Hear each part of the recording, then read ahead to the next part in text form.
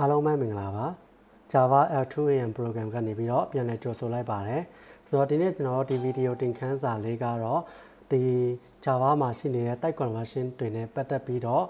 practical လုပ်ကြည့်မဲ့တင်ခန်းစာဖြစ်ပါတယ်ဆိုတော့ကျွန်တော်တို့ practical ရေးဖို့အတွက်ကျွန်တော် sublime text editor ကနေပြီးတော့ပဲရေးလိုက်မယ်ဆိုတော့ sublime text editor ကိုဖွင့်လိုက်မယ်ပြီးရင် file new file ယူလိုက်မယ်ပြီးတော့ဒီ file လေးကို control S နဲ့ save လိုက်မယ်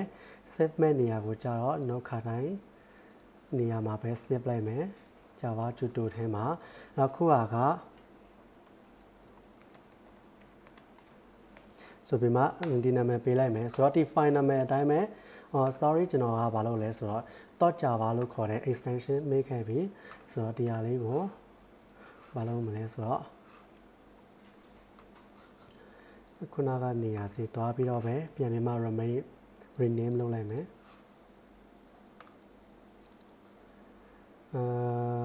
define renames .java extension ရဲ့ပြီးရင်ဒါလေးကိုပြန်ဖွင့်လိုက်မယ်ပြီးတော့ Java ဆိုတော့ class ဆိုတဲ့ keyword ကနေစမယ်နောက်ပြီးတော့ class name ကိုတော့ file name နဲ့ပဲအတူတူပေးလိုက်မယ် demo အဲ့ဆိုပြီးရင်ဒီ class ထဲမှာအနည်းဆုံးတော့ main method တစ်ခုထည့်ပေးမယ် run လို့ရအောင်လို့အဲ့ဆိုအခုကျွန်တော်တို့စမ်းမဲ့ဒီ practical ကဘာလဲဆိုတော့ type conversion နဲ့ပတ်သက်တဲ့အကြောင်းအရာပေါ့နော်ဆိုတော့ type conversion လို့ဆိုတဲ့နေရာမှာကျွန်တော် data type တွေချိန်ခံအဖြစ်ပါတွေပြီးသွားပြီလဲဆိုတော့integer type တွေထဲမှာဖြစ်နေတဲ့ byte ရယ် short ရယ် int ရယ်နောက်ပြီးတော့ long ရယ်ဆိုပြီးမှ integer type ထဲမှာနောက်ပြီးတော့ဒါရှိမယ် character ရယ် float ရယ်နောက်ပြီးတော့ double ရယ်နောက်ပြီးတော့ boolean ရယ်နောက်ပြီးတော့ဘာရှိမလဲဆိုတော့ string ဆိုပြီးမှစုပေါင်းဒီ data type တွေရှိမှာပေါ့နော်အဲ့တော့ကျွန်တော်ကဒီ data type တွေကိုအပြန်အလှန်ပေါ့နော် byte ကနေပြီးတော့ short ကနေပြီးတော့ int ဒါမှမဟုတ်ဆိုရင် float ကနေပြီးတော့ integer ကနေ float အဲ့လိုမျိုးအပြန်အလှန်ပြောင်းတဲ့နေရာမှာကျွန်တော်တစ်ချက်ထားမှာကနှမျိုးရှိတာပေါ့နော်ပထမတစ်ခုက Java ကနေပြီးတော့ကျွန်တော်တို့ကို auto convert လုပ်ပေးမယ်ဒုတိယတစ်ခုကတော့ဗာလဲကျွန်တော်တို့ casting လုပ်ပေးရမယ်နောက်ဆုံးတစ်ခုကတော့ဗာလဲဆိုတော့လုံးဝကိုပြောင်းလို့မရတဲ့ type တွေလည်းရှိတာပေါ့နော်လုံးဝကိုဥပမာအနေနဲ့ဆိုရင်တော့ဒီ integer ကနေပြီးတော့ boolean တန်ဖိုးတွေကိုပြောင်းဖို့ဆိုတာဒါတော့လုံးဝမဖြစ်နိုင်ဘူးလေအဲ့လိုမျိုးတွေပုံစံတွေရှိတာပေါ့နော်အဲ့ဆိုတော့အရင်ဆုံး auto convert နဲ့Java ကနေပြီးတော့ကျွန်တော်တို့ကို auto convert ပြောင်းပေးတာရှိနိုင်တယ်sorry နောက်ပြီးတော့တစ်ခုကဘာဖြစ်နိုင်တယ်လဲဆိုတော့ casting လောက်ရတာရှိနိုင်တယ်လို့နောက်ဆုံးတစ်ခုကတော့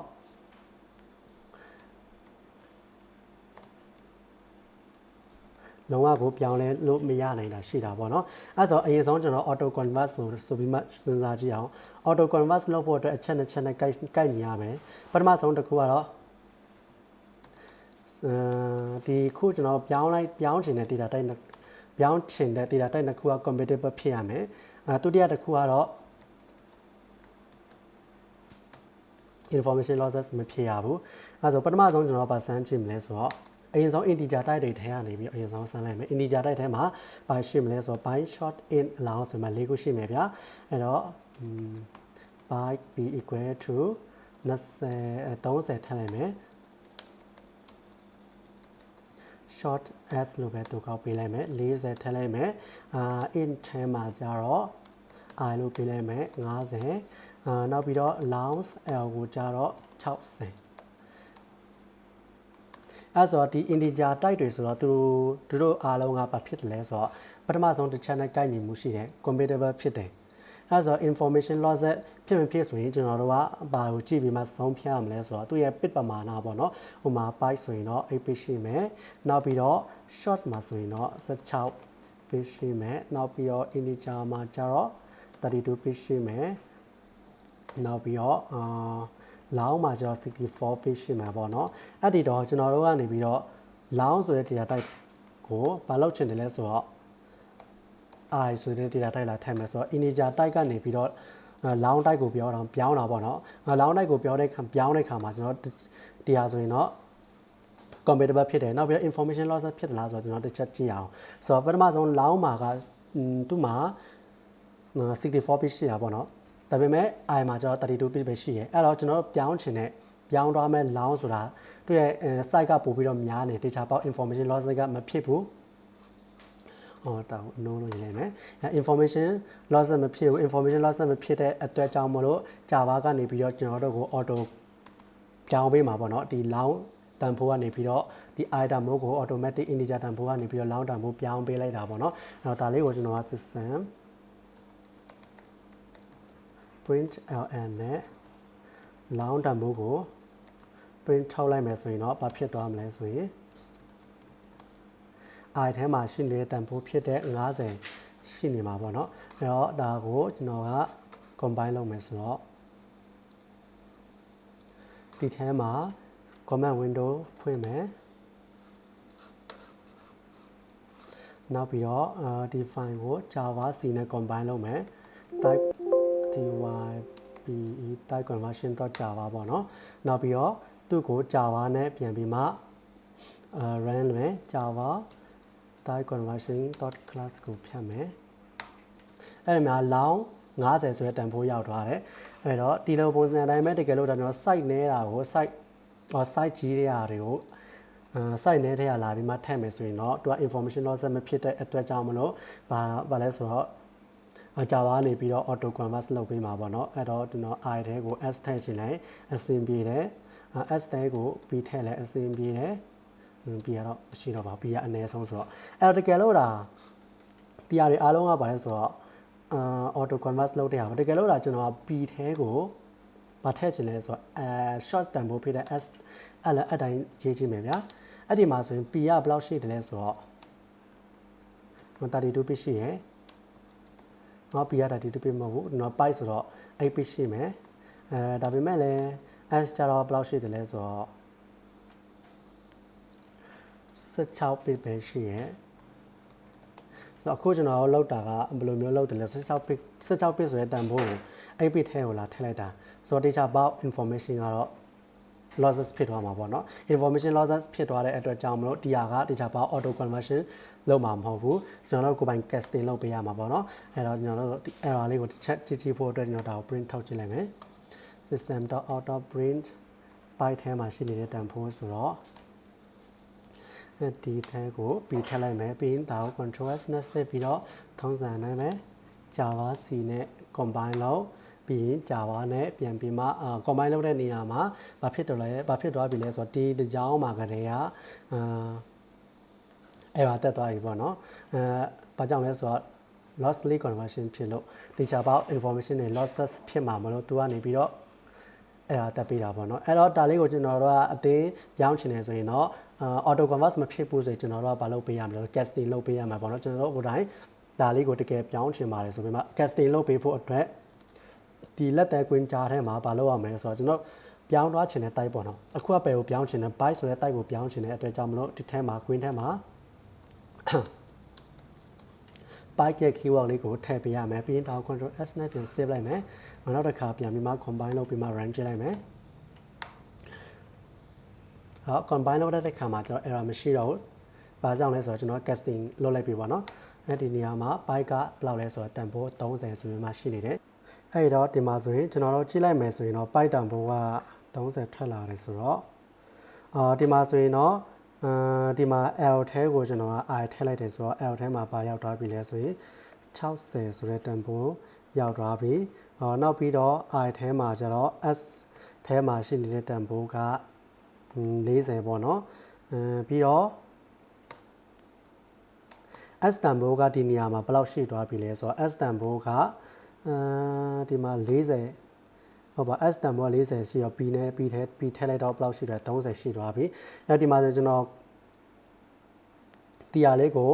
ပြန်ပြီးမှဒီ P တန်ဖိုးကိုဒီ byte နဲ့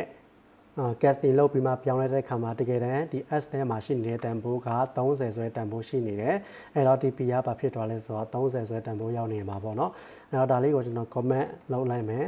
အဲဆိုရင်တော့ဒီ P ကဘာပြန်ဖြစ်သွားမလဲဆိုတော့ P ထဲမှာငကိုကတော့30ရှိတယ်ဒါပေမဲ့ S ထဲမှာ40ရှိတယ်ဆိုတော့ S ကနေပြီးတော့ byte ပြောင်းပြီးမှ P ထဲကိုရောက်လာမှာပေါ့နော်အဲဆိုရင် Java C နဲ့ type conversion.java ကိုပြန်ပြီးမှ combine လုပ်လိုက်မယ်ပြီးမှ Java နဲ့ပဲတရားကိုပြန် run လိုက်မယ် one error ဆိုတော့ဒီနားလေးမှာ type conversion ဒီမို့ Java C နဲ့ဒီတော့က Java C မဟုတ်ဘဲနဲ့ Java မဟုတ်ဘဲနဲ့ Java C ကိုရေးမိတော့ type conversions အဲ့ဒီနေရာမှာbyte တန်ဖိုးကဘယ်လောက်ဖြစ်သွားပြီလဲဆိုတော့40ဆိုပြီးမှဖြစ်သွားပြီပေါ့နော်အဲ့တော့တကယ်လို့ဒါ auto convert မဖြစ်ဘူးဆိုရင်တော့ကျွန်တော်တို့ကဘာလုပ်ပေးရလဲဆိုတော့ casting လုပ်ပေးရတာပေါ့နော်ဒီတိုင်းပဲဒါကဘာလဲဆိုတော့ integer တဲ့အချင်းချင်းconvert လုပ်ကြည့်တာပေါ့နော်နောက်ပြီးတော့ကျွန်တော်တို့ဘာရှိသေးတယ်လဲဆိုတော့ float နဲ့ double နဲ့လည်းရှိသေးတယ်အဲ့တော့ float ရယ် double ရယ်အဲ့တော့ float f equal to တခုထားလိုက်မယ် double d equal to တခုထားလိုက်မယ်ပြီးတော့ဒါ float data type ပါဆိုရင်အောက်နောက်မှာတင်ခဲ့တာလည်းထည့်ပြီးမယ်ပြီးတော့ကျွန်တော်ကဘာလုပ်မလဲဆိုတော့ဒီ float ဆိုတဲ့ data ကိုအပေါ်မှာဆို integer i ရှိရဗျာf ထဲကိုပါထည့်မှာဆို i ဆိုတာထည့်တယ်ဆိုတော့ f ထဲကနေပြီးတော့ i ကိုထည့်တယ်ဆိုတော့ဒီ float type ဆိုတော့ integer type တွေနဲ့လည်းသူကဘာဖြစ်တယ်လဲဆိုတော့ compatible ဖြစ်တယ်နောက်ပြီးတော့ float မှာဆိုရင်တတမသူကလည်း32 bit ပဲဒီဘက်က i integer type ကလည်း32 bit ပဲ32 bit တူတယ်နောက်ပြီးတော့ integer type တွေရဲ့နောက်မှာတတမနောက်ကပါတန်ဖိုးမှမရှိဘူးဗျာတေချာပါတော့အဲ့တော့ဘာဖြစ်လဲဆိုတော့တတမနောက်ကတန်ဖိုးတွေလည်းမပြတ်သွားဘူးဆိုတော့တရားကဘာဖြစ်မလဲဆိုတော့ auto conversion ဖြစ်မှာပေါ့နော်တကယ်လို့ဒါကျွန်တော်ကဒါကို combine လုပ်လိုက်မယ်ဆိုရင်တော့အဲ့တော့တက်လာမှာမဟုတ်ဘူးပေါ့နော်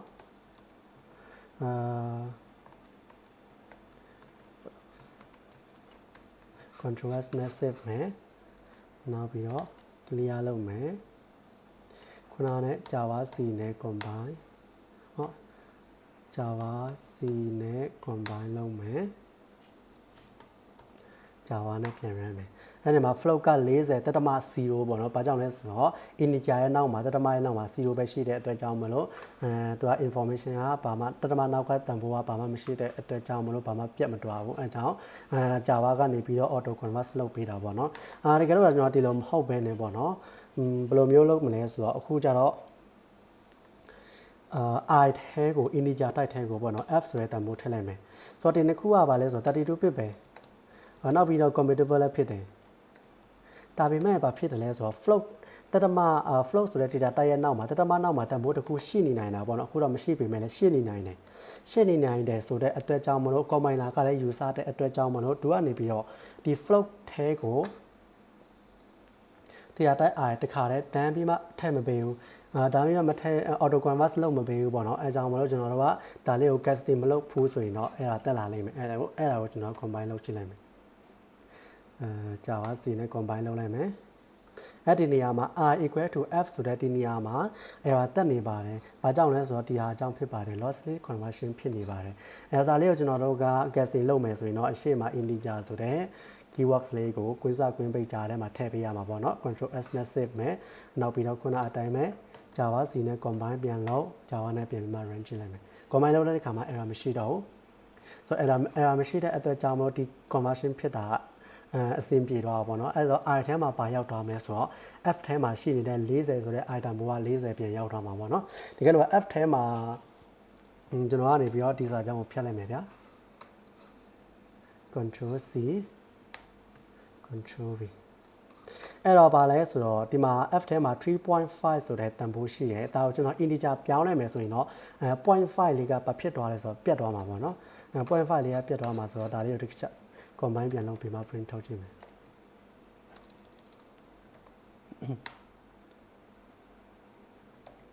Java type conversion demo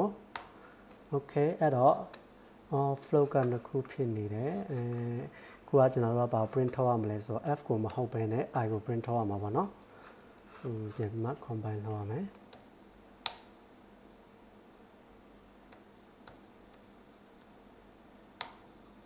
အဲ့ဒီနေရာမှာ 3.5 ကဘာဖြစ်သွားလဲဆိုတော့3ဆိုပြီးမှ 0.5 လေးကပြုတ်သွားတာပေါ့နော်ဒါ float တော့မဟုတ်တော့ပေါ့နော် integer ပေါ့နော်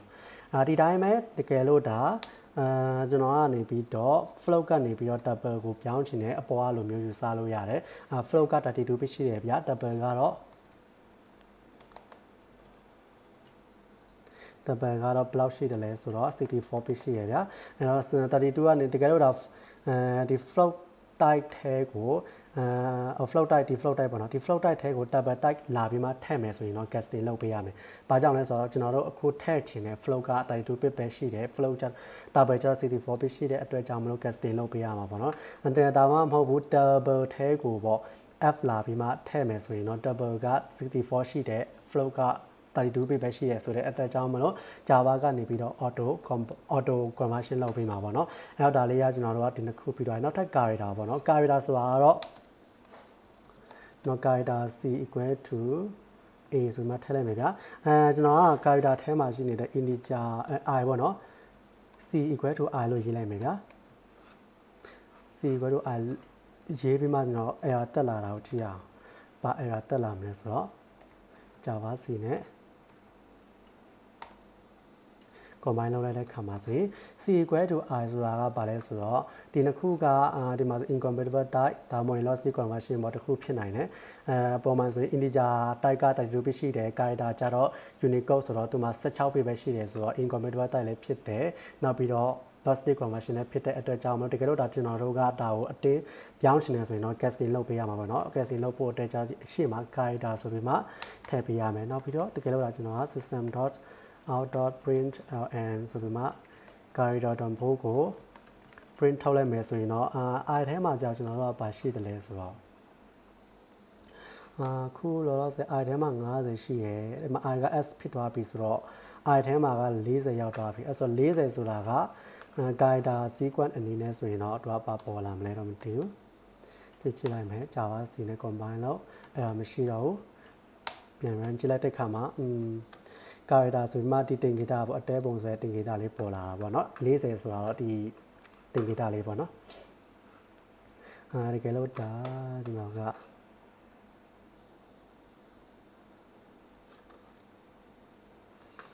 S ထဲကို45ဆိုရင်မထလာမလဲ Java C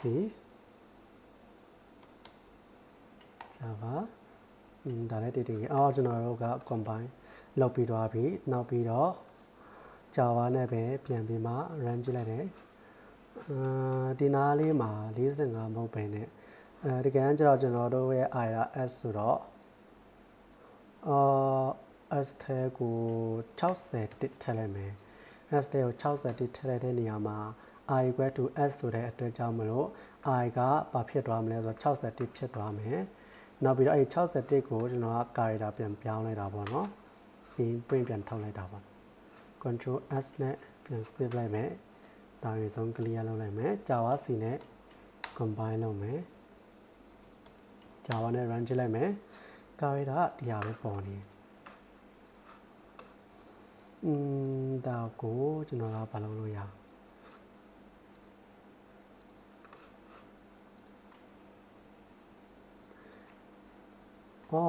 ဟုတ်တာပေါ့เนาะကျွန်တော်တို့ကitem ဘိုးကခုနတကယ်တမ်းကြောက်40ဆိုတာကဒီမှာဆိုရင်ကျွန်တော်40ပေါ့เนาะဒါပေမဲ့အောက်မှာကျကျွန်တော်တို့ item ဘိုးကိုပါပြောင်းလိုက်ပြီလဲဆိုတော့ဒီမှာ r equal to integer f ထဲမှာကျတော့ပါရှိလဲဆိုတော့ 3.5 ဆိုတာရှိတယ်ဆိုပေမဲ့လည်း3ပေါ့เนาะတကယ်တမ်းကျတော့ item ဘိုးနောက်ဆုံးအနေနဲ့ဒီထဲမှာitem ဘိုးက3ရောက်သွားတာပေါ့เนาะ3ဆိုတော့ဒီခုနတင်ဂီတာလေးအတက်ပုံတင်ဂီတာလေးထွက်လာတာပေါ့เนาะတကယ်အဲ့ဒီမှာကျွန်တော်က I equal to 40ဆိုရင်တော့အခြားတစ်ခုဖြစ်သွားလိမ့်မယ် Java C နဲ့ type conversion demo dot Java နောက်ပြီးတော့ Java type conversions အဲ့ဒါမှာဆိုရင်တော့ character ဆိုမှကွင်းစာလေးပေါ်လာတာပေါ့เนาะ40ဆိုတာကွင်းစာပေါ့เนาะအဲ့ဒီပုံစံအတိုင်းပဲကျွန်တော်တို့ကအခြားဟာတွေကိုလည်း character ကိုပြောင်းလို့ရတယ်ဒါပေမဲ့အခုကျွန်တော်ကဘာလုပ်မလဲဆိုတော့bind လည်းပြီးတော့ပြီး short လည်းပြီးတော့ in long character float double တရားတွေပြီးတော့အဲ့ဒါပေမဲ့ boolean type ပေါ့เนาะကြတော့ကျွန်တော်က boolean type တစ်ခုယူလိုက်မယ်ဗျာ boolean p equal to 2ထဲကို true ဆိုတဲ့တန်ဖိုးကြိုထည့်ထားလိုက်မယ်ပြီးတော့ p ကိုကြတော့ဗာထည့်ပေးမလဲဆိုတော့ I ကိုထည့်ပေးလိုက်မယ် ဆိုတော့ I ဆိုတာကျွန်တော်တို့ integer type ပေါ့နော် integer type ကို boolean type ပြောင်းမယ်ဆိုတာကိုတစ်ချက်ကြည့်လိုက်မယ် combine လုပ်လိုက်တယ်ဘာဖြစ်လဲဆိုတော့ error တက်နေဒီနားလေးမှာ error တက်နေတယ်အဲတော့ကျွန်တော် casting မလုပ်ရသေးသလားဆိုတော့မှ casting လုပ်ကြည့်လိုက်မယ်ဗျာ boolean type control s နဲ့ပြီးတော့ဒါကို compare clear ပြန်လုပ် combine ပြန်လုပ်အဲ့ဒီနေရာမှာလည်းကျွန်တော်တို့ casting လုပ်လိုက်လည်းမရဘူးဘာကြောင့်လဲဆိုတော့ခုနကကျွန်တော်ပြောလို့ပေါ့နော်ဒီ boolean type နဲ့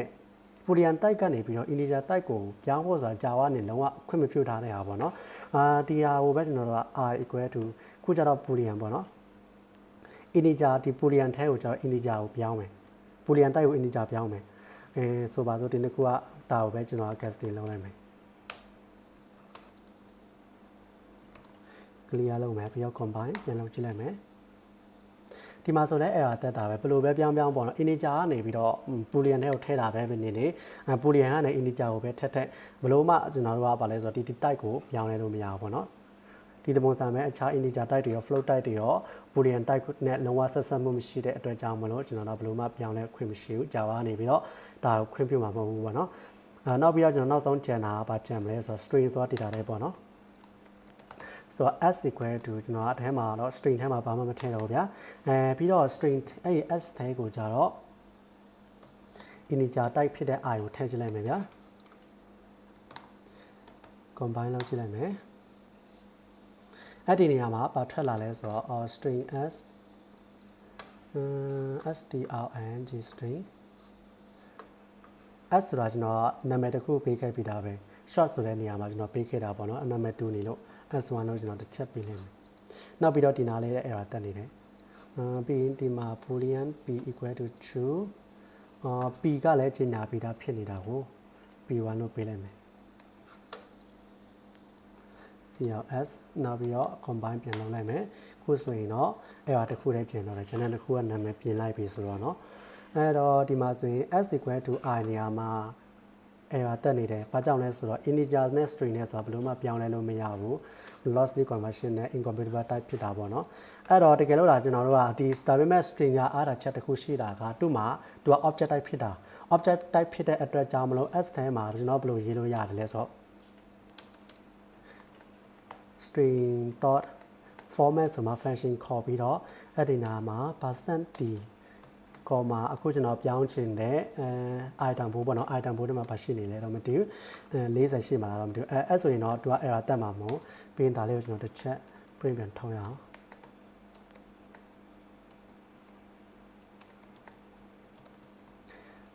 strng string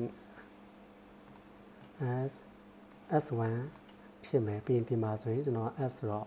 ဒါလေးကို s1 ပြန်ပြောင်းလိုက်မယ်ကဲအဲ့ကိုကျွန်တော်တစ်ချက် run ကြည့်မယ် Java စီနဲ့ combine လုပ်လိုက်မယ်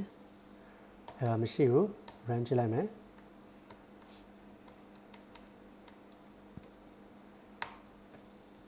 string ရဲ့တန်ဖိုးကဘယ်